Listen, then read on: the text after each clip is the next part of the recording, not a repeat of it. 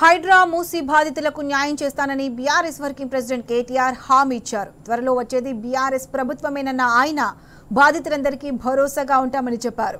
కేసీఆర్ 10 ఏళ్ల పాలనలో నిర్మాణాలు చేపట్టి అభివృద్ధికి పెద్దపీట వేస్తే రేవంత్ రెడ్డి 2 ఏళ్ల పాలనలో విధ్వంసానికి తెగబడుతున్నారని విమర్శించారు. హైడ్రా విధ్వంసాన్ని కళ్లకు కట్టిన కేటీఆర్ తెలంగాణ భవన్కు తరలివచ్చిన హైడ్రా మూసి బాధితులను ఓదార్చారు.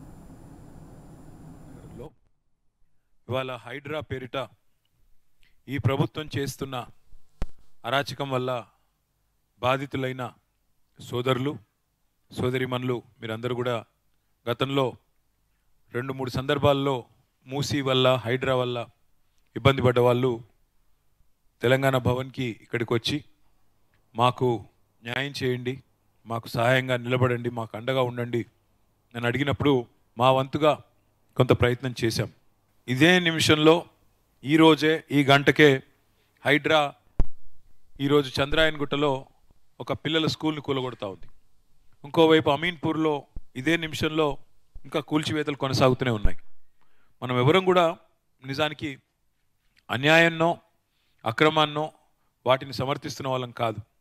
కానీ ఒక్కసారి వెనక్కి తిరిగి చూసుకుంటే 10 ఏళ్లలో ఏం జరిగింది అనే విషయం ఒకసారి ఆలోచించుకుంటే కేసీఆర్ గారి 10 ఏళ్ల పరిపాలనలో ఎక్కడ చూసినా మీకు నిర్మాణాలే కనబడతాయి, ఎక్కడ చూసినా కన్స్ట్రక్షన్ కనబడుతుంది. ఒక్క హైదరాబాద్ మహానగర పరిధిలోనే దాదాపు భారతదేశంలో ఎక్కడా లేని విధంగా 1,00,000 డబుల్ బెడ్రూమ్ ఇళ్ళ నిర్మాణాలు చేసుకున్నాం. 1,00,000 డబుల్ బెడ్రూమ్ ఇల్లు అంటే ఒక్కొక్క ఇల్లు దాదాపు 9 లక్షల ఖర్చు. అట్లాగే ఒక్కొక్క ఇల్లు 560 స్క్వేర్ ఫీట్లు. అంటే 1,00,000 ఇల్లు అంటే దాదాపు అదే మీకు 56 లక్షల పైచిలకు స్క్వేర్ ఫీట్లు ఓన్లీ 2 BHK ప్రోగ్రాంలోనే మనం కట్టుకున్నాం. రాజధాని నడిబొడ్డున మీకు తెలుసు వైట్ హౌస్నే తలదన్నే విధంగా సెక్రటేరియట్ నిర్మాణం చేసుకున్నాం, సచివాలయ భవనం కట్టుకున్నాం, దానికి డాక్టర్ బాబాసాహెబ్ అంబేద్కర్ గారి పేరు పెట్టుకున్నాం. అట్లాగే ఇన్నోవేషన్ క్యాపిటల్గా చేసుకోవడానికి టీ హబ్ అని పెట్టుకున్నాం, టీ వర్క్స్ అని పెట్టుకున్నాం, వి హబ్ అని పెట్టుకున్నాం, వాటిని కూడా కట్టుకున్నాం. ఈ బిల్డింగ్ పక్కనే తెలంగాణ భవన్ పక్కనే మీరు చూస్తే బయటికి పోయిన తర్వాత అతిపెద్ద భారతదేశంలోనే అతిపెద్ద పోలీస్ కమాండ్ కంట్రోల్ సెంటర్ ఇవాళ రేవంత్ రెడ్డి గారు అక్కడ కూర్చొనే పనిచేస్తూ ఉన్నాడు. కమాండ్ కంట్రోల్ సెంటర్ కూడా ఇంటిగ్రేటెడ్ కమాండ్ కంట్రోల్ సెంటర్ కట్టుకున్నాం.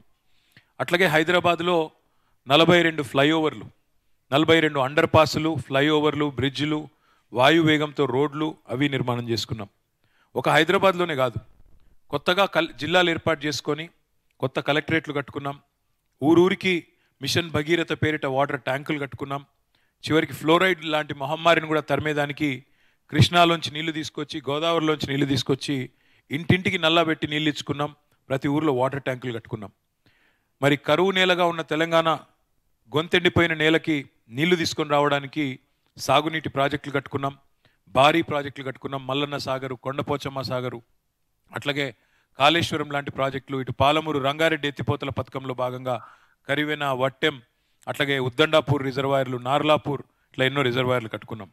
1-2 కాదు, తెలంగాణ వ్యాప్తంగా ఎటు చూసినా 2014 నుంచి 2023 వరకు నిర్మాణాలే చేసుకున్నాం. ఎక్కడికక్కడ కొత్త కొత్త నిర్మాణాలు చేసుకునే ప్రయత్నం చేసుకున్నాం. ఈ 2 ఏళ్లలో కొత్తగా ఒక్క ఇటుక పెట్టలేదు, కొత్తగా ఒక్క రోడ్డు కట్టలేదు, కొత్తగా ఒక్క నిర్మాణము చేపట్టలేదు.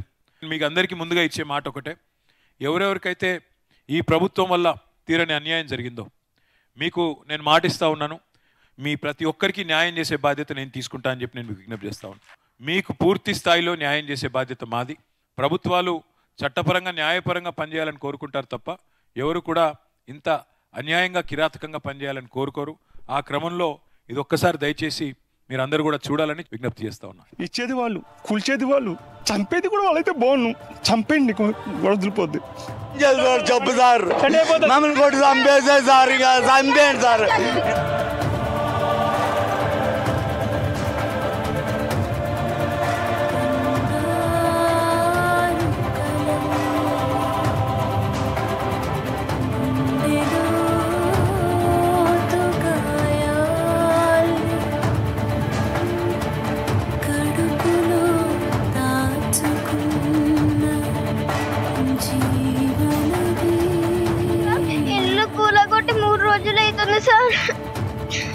బుక్స్ కూడా బయట పడేసిపోయారు సార్.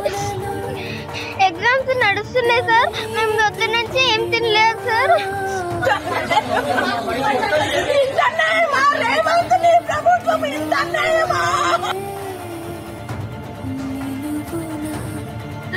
ఏం చేస్తారయ్యా మా బాధని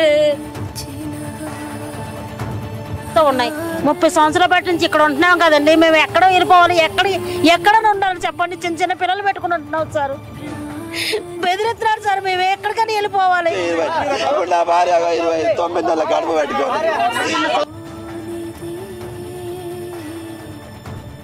నా దగ్గర ఒక్క రూపాయి కూడా లేదు.